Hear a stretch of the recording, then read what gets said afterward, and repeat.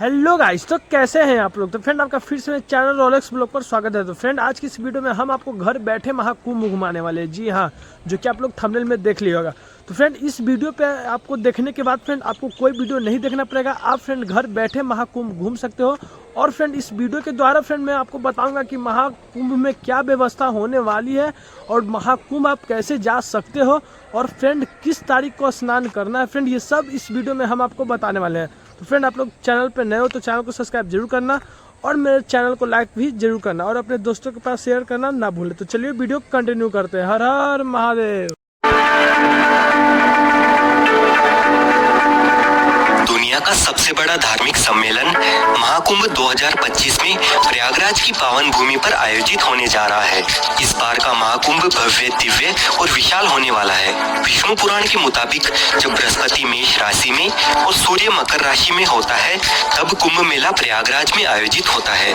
कुंभ मेला हिंदू धर्म का एक प्रमुख धार्मिक पर्व है जो हर 12 साल में आयोजित किया जाता है। महाकुंभ 13 जनवरी 2025 से 26 फरवरी 2025 तक प्रयागराज में होगा। इस भव्य और दिव्य महाकुंभ में लगभग 40 करोड़ से ज्यादा श्रद्धालुओं के आने की संभावना है। हिंदू मान्यताओं के अनुसार कुंभ में शाही स्नान करने से समस्त पापों का नाश होता है और व्यक्ति को मोक्ष की प्राप्ति होती है। कुंभ के दौरान विशेष रूप से पवित्र नदियों में स्नान करने से आत्मा शुद्ध होती है। शाही स्नान कुंभ मेले की मुख्य विशेषता है। यह स्नान साधु संत, महात्मा, अन्य तीर्थ यात्रियों के लिए एक विशेष अवसर होता है। कुंभ मेले के शाही स्नान को पुण्य स्नान भी माना जाता है क्योंकि इसे करने से व्यक्ति को पुण्य की प्राप्ति होती है। यह एक प्रकार का भक्ति और समर्पण है जहाँ व्यक्ति अपने जीवन के सभी दुख और कठिनाइयों को भगवान के चरणों में समर्पित करता है और आशीर्वाद प्राप्त करने का प्रयास करता है। कुंभ मेले का शाही स्नान न केवल एक धार्मिक अनुष्ठान है बल्कि यह भारतीय संस्कृति, परंपरा और आस्था का एक सुंदर उदाहरण है। प्रयागराज में लगने वाले महाकुंभ का महत्व सबसे ज्यादा इसीलिए है क्योंकि प्रयागराज सबसे प्राचीन शहरों में से एक है और यहाँ विशेष रूप से 3 नदियों का त्रिवेणी संगम है। माँ गंगा, यमुना और अदृश्य माँ सरस्वती के संगम यानी मिलन बिंदु को त्रिवेणी संगम के नाम से जाना जाता है और इसी पवित्र त्रिवेणी संगम पर स्थित होने की वजह से इस स्थान को प्रयागराज कहा जाता है। पौराणिक ग्रंथों के अनुसार प्रयागराज तीर्थराज है यानी सभी तीर्थों का राजा।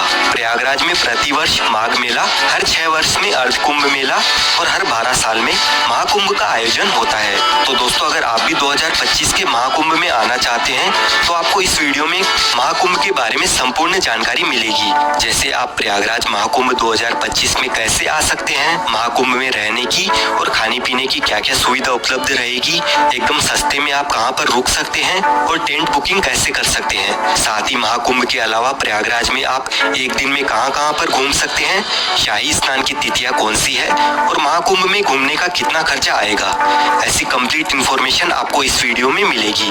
तो वीडियो को अंत तक जरूर देखिए ताकि आपको महाकुंभ 2025 की सारी जानकारी समझने में आसानी रहे और इसके साथ ही वीडियो को लाइक और चैनल को भी सब्सक्राइब कर लीजिए क्योंकि ऐसे ही टूर गाइड वीडियोस और महाकुंभ 2025 से रिलेटेड वीडियोस आपको इस चैनल पर देखने को मिलते रहेंगे। इस बार का ये महाकुंभ 45 दिन तक चलने वाला है यानी कि हर दिन यहाँ पर आपको 3 से 4 करोड़ लोग देखने को मिल सकते हैं और इतने सारे श्रद्धालुओं के लिए महाकुंभ मेला क्षेत्र को 25 अलग अलग सेक्टर्स में बांटा गया है और इतने सारे लोग एक ही जगह पर गंगा स्नान तो नहीं कर पाएंगे, इसलिए 7 पक्के स्नान घाट भी बनाए गए हैं और साथ ही कुंभ मेले का क्षेत्रफल 3200 हेक्टेयर से बढ़ाकर 4000 हेक्टेयर किया गया है जहाँ पर कल्पवासियों के लिए तंबू बने हुए हैं और यहाँ पर मेले के दौरान कई कथावाचक मौजूद होंगे जो कि कथा करेंगे।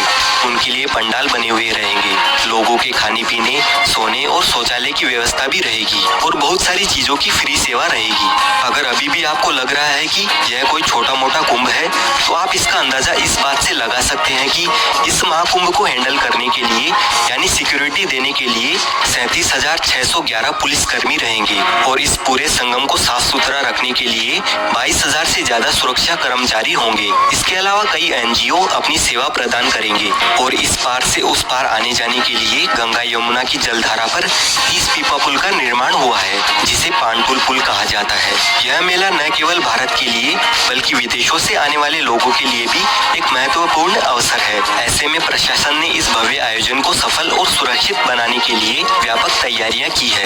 मेले में आने वाले श्रद्धालुओं के लिए यात्रा की व्यवस्था को सुचारू बनाने के लिए अलग अलग रास्ते निर्धारित किए गए हैं। प्रयागराज शहर के चारों ओर यातायात का प्रबंधन इस तरह से किया गया है कि लोगों को किसी भी तरह की समस्या का सामना नहीं करना पड़ेगा। प्रशासन ने शहर के अलग अलग हिस्सों में पार्किंग की व्यवस्था भी की है ताकि श्रद्धालु अपनी गाड़ियों को सुरक्षित स्थान पर रख सके। विशेष रूप से पीक डेज यानी शाही स्नान वाले दिनों में जब सबसे ज्यादा भीड़ रहेगी तब श्रद्धालुओं को केवल 1 से 5 किलोमीटर तक पैदल चलना होगा और बाकी अन्य दिनों में आपको सिर्फ 1 किलोमीटर से ज्यादा पैदल नहीं चलना पड़ेगा। और सिर्फ महाकुंभ में आने वाले लोगों के लिए पूरे देश भर से 3000 से स्पेशल ट्रेन सहित 13000 से ज्यादा ट्रेन चलाई जाएगी और ट्रेन के साथ ही प्रयागराज में 7000 बस भी महाकुंभ के लिए चलेगी। इससे कुंभ में आने जाने के लिए आपको कोई भी समस्या नहीं आएगी। अब बात कर लेते हैं प्रयागराज कैसे पहुंचा जाए। देखिए, प्रयागराज में काफी सारे रेलवे स्टेशन बने हुए हैं जैसे Prayagraj junction, Prayagraj Rambagh, Prayag Sangam, Naini junction, Prayag Chhivki junction, Daraganj, Subedarganj, Bamrauli, Phaphamau junction और झूसी। अगर आपके यहाँ से इन रेलवे स्टेशन तक ट्रेन आती है तो आप इनमें से कहीं पर भी आ सकते हैं, जो कि त्रिवेणी संगम से 7 से 8 किलोमीटर के डिस्टेंस पर ही है।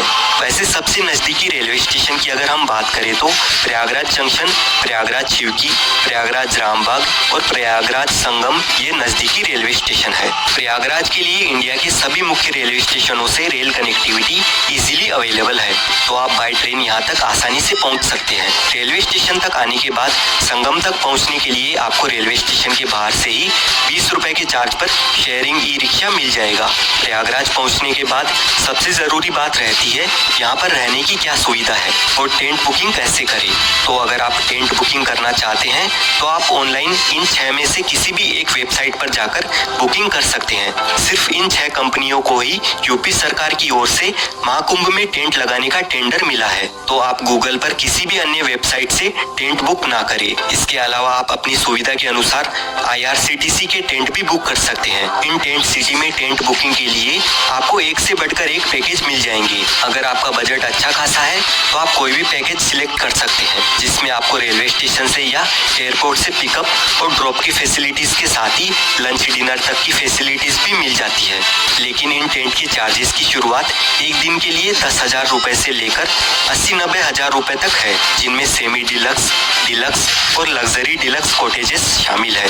और वहीं डॉर्मेट्री के लिए 1500 रुपए पर पर्सन के चार्जेस हैं सिर्फ एक दिन के लिए। अधिक जानकारी के लिए आप कुंभ की इस ऑफिशियल वेबसाइट पर जाकर चेक कर लीजिए। वहीं अगर आप होटल में रुकने का प्लान बनाते हैं तो गूगल पर अलग अलग वेबसाइट है, आप ऑनलाइन होटल बुकिंग भी कर सकते हैं। अगर आपका बजट टेंट या महंगी होटल बुक करने का नहीं है तो प्रयागराज में काफी सारी सस्ती और अच्छी धर्मशालाएं भी बनी हुई है। इनमें भी आप अपने रहने की सुविधा का बंदोबस्त कर सकते हैं और ये धर्मशालाएं संगम के नजदीक में ही स्थित है, तो आपको और भी सुविधा मिल जाएगी। और अगर आपका बजट बिल्कुल भी नहीं है या आपको रूम अवेलेबल नहीं मिलता है तो आप बिल्कुल भी निराश ना रहे। यहाँ पर प्रशासन की ओर से महाकुंभ में अलग अलग जगहों पर रेन बसेरा शिविर की सुविधा भी उपलब्ध रहती है, जहाँ पर आप सिर्फ अपना आधार कार्ड दिखा करके बिल्कुल निशुल्क फ्री में आराम से रह सकते हैं।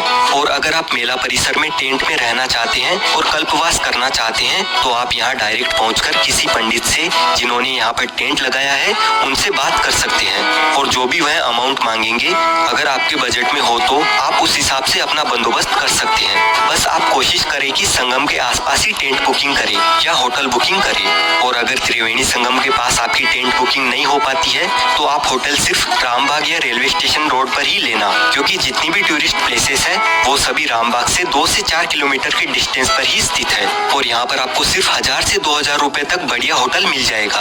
अब कुंभ मेले की महत्वपूर्ण तिथियों की बात करें तो 2025 में होने वाले महाकुंभ का आयोजन अत्यधिक भव्य और ऐतिहासिक होने वाला है। महाकुंभ जो भारत का सबसे बड़ा धार्मिक आयोजन माना जाता है, जिसमें करोड़ों श्रद्धालु देश विदेश से स्नान करने आते हैं और मोक्ष तथा पुण्य की डुबकी लगाते हैं। इस महापर्व में आस्था की डुबकी लगाने का हर एक स्नान विशेष महत्व रखता है। क्योंकि इन्हें धार्मिक दृष्टिकोण से बहुत ही पवित्र और लाभकारी माना गया है। जैसा कि हम सभी जानते हैं, महाकुंभ में स्नान की तिथियां ज्योतिषीय और धार्मिक मान्यताओं के आधार पर तय की जाती है और हर एक स्नान के पीछे एक धार्मिक मान्यता जुड़ी हुई है। पौष पूर्णिमा 13 जनवरी 2025 को महाकुंभ का आगाज होगा। अगले दिन मकर संक्रांति 14 जनवरी 2025 को होने वाला यह स्नान महाकुंभ का पहला प्रमुख स्नान माना जाता है। इस दिन गंगा, यमुना और सरस्वती के संगम में स्नान करना अत्यधिक पुण्यकारी होगा। फिर मौनी अमावस्या यानी 29 जनवरी 2025 को महाकुंभ का सबसे महत्वपूर्ण स्नान है। इस दिन गंगा, यमुना और सरस्वती के संगम में स्नान करना अत्यधिक पुण्यकारी होगा, जब सबसे ज्यादा श्रद्धालु पवित्र संगम में डुबकी लगाते हैं और मौन रहकर इस दिन स्नान करने से कहते हैं कि मानसिक शांति और मोक्ष की प्राप्ति होती है। उसके बाद 3 फरवरी 2025 को होगा बसंत पंचमी का दिन और इस दिन का स्नान खास तौर पर ज्ञान और बुद्धि की देवी माँ सरस्वती को समर्पित होता है। वहीं माघ पूर्णिमा 12 फरवरी 2025 के दिन संगम में स्नान करने पर व्यक्ति को जीवन में पूर्णता और शांति की प्राप्ति मिलने वाली है।